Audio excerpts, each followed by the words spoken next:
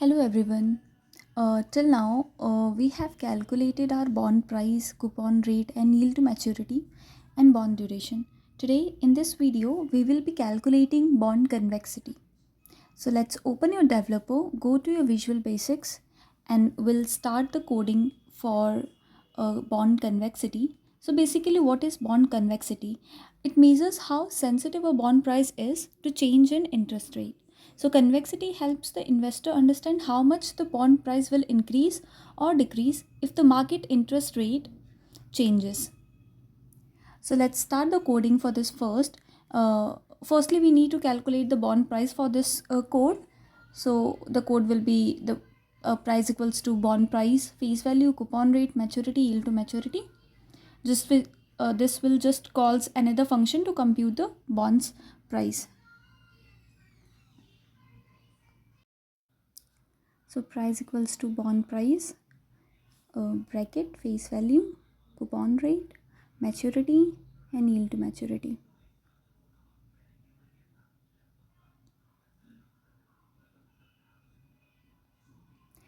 Then next we'll set the convexity to 0 because this gives the starting point before adding all the components.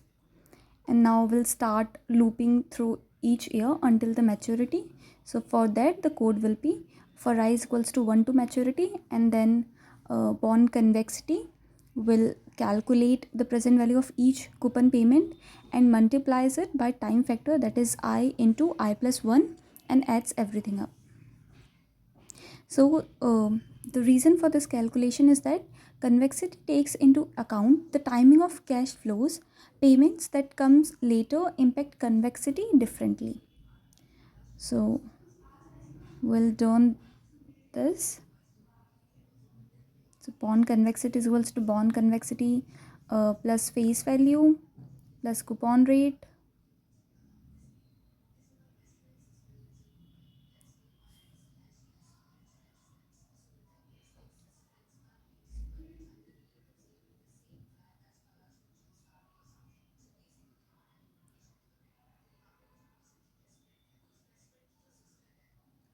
Now we'll add the face value to the principal repayments convexity. So at maturity the bond pay back the face value. So this line adds up the convexity contribution to the final payment, large payment. So we'll write the code for that. Convexity, bond convexity plus face value into maturity into 1 plus maturity divided by 1 plus yield to maturity.